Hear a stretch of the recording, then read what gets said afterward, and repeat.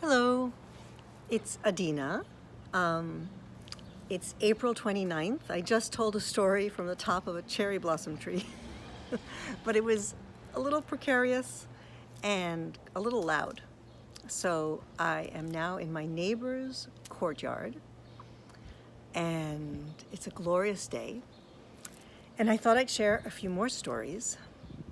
It's funny because sharing these stories is actually challenging for me. I'm actually pushing myself because I'm a little uncomfortable in front of the camera, and it's exciting and nerve-wracking at the same time. So anyway, I'm going to dive into, I think I'm going to tell the story about my bicycle trip on the Rue de Vin. Because it's something out of a movie. It's so crazy. I had been traveling with Tamara in Scandinavia, and it was 1986, right? It would have been end of July, right? We split up. Nope. We spent my birthday together in Finland. So it's somewhere in the middle of August. Anyway, we split up in Copenhagen, and I headed to Alsace to visit relatives on my own. And it turns out my Alsatian family is a little bit kooky, and there was a lot of infighting. And they were using me to sort of one-up each other. Like, well, I had her over for dinner, and we served this, and we had her over for tea, and we served that. And everybody it was just energetically a little bit intense and not so pleasant. So I was like, I gotta get out of here. I'm sorry, I need some time to myself. And I had heard about, hey, Tommy, come here. Tommy came to visit. Come on, Tommy. Come here, my big boy. Oh, this is my big boy. I don't know if you guys have met him before. This is Tommy. I inherited him from Aunt Ariane, which is another story in itself. Say hi. So, anyway, I borrowed a bicycle, and I heard about this thing called the Rue de Vin, which was a path through the vineyards and the towns in the vineyards in Alsace. And it's gorgeous. I mean, it's so gorgeous, it almost felt unreal, like Disney, perfect. Anyway, I borrowed a bicycle, and I had a helmet, which back in 1986 was completely unheard of. And everyone in Strasbourg knew me because I was the crazy American who was wearing a helmet. Right? So, and I had been biking around the city. So I finally said, okay, I'm going off for a few days on my own, a little backpack, bicycle, helmet, and I will stop and stay at little hotels along the way. So I set off on my adventure, and it was glorious. Just to be alone. The architecture was it is a combination of the German and the French, and it's just so beautiful. And I stopped and had a picnic by myself, and one little adventure was that I stopped into a town, and I thought that Hôtel de Ville meant hotel.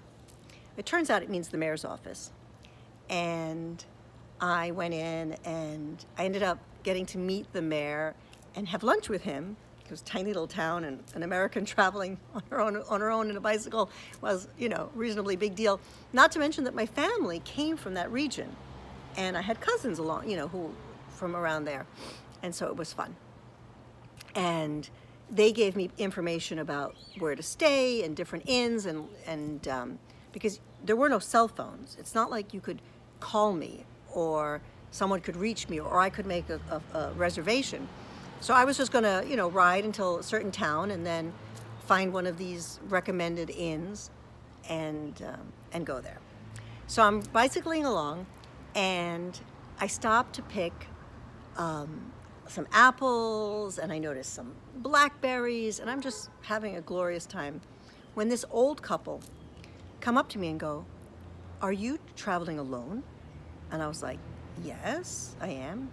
And they're like, "Well, haven't you heard?" And I said, "Heard what?" "No, I left early this morning from Strasbourg. I haven't heard anything." And they said, "Well, and I say this, I can't even say it with a straight face because it seems absurd, but it was true. A serial rapist had escaped from prison in the area, and there was a manhunt going on for him in this area.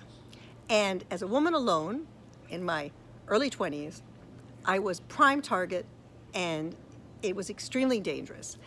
And this old couple proceeded to tell me this, and I can barely believe it, but why would they lie to me?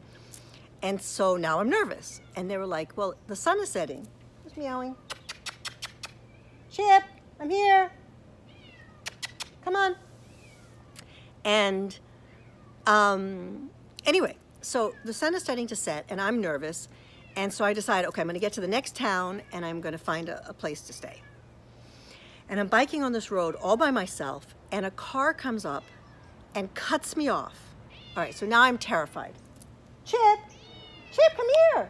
Stop meowing. Come on, baby. So, come on, boy. Come say hi to mommy. Chip's making a racket now.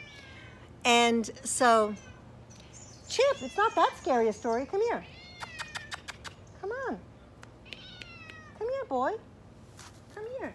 Come here. All right, anyway. So, Chip. Excuse me. Chip, come here. All right, he's running away.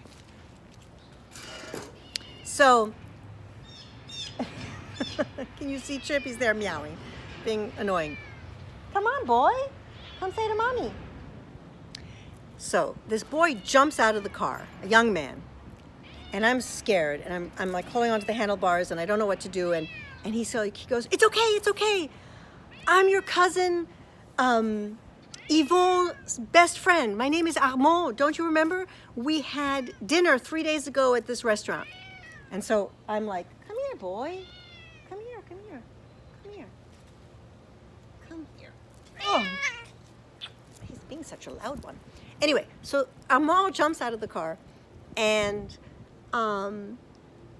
he says, "Oh, what's wrong? What happened? You got scared too?" I know it's a scary story, but he goes, "The family has been hysterical because like an hour after you left, this was broadcast all over the news and the radio, and Colette is like, if Adina gets killed, her mother will never forgive me." I'm thinking, thanks, that's nice. And so my family sent out a search party, which is very sweet, to look for me. And Armand was part of that party. And he found me, and he said, my family owns a vineyard in this area, and I got to go and stay with his family and meet his family, and he showed me around the vineyard, and that was the end of my bicycling alone. And the next day, my cousins came to pick me up from his place. And it was crazy. It was a beautiful day with a very exciting and scary end, which ended fine. Voila. Hey guys, make sure to share this video, give it a thumbs up, subscribe. Hit the bell. Yeah, hit that bell. Leave a comment. Leave a comment. We'll see you next time. Ciao. Bye.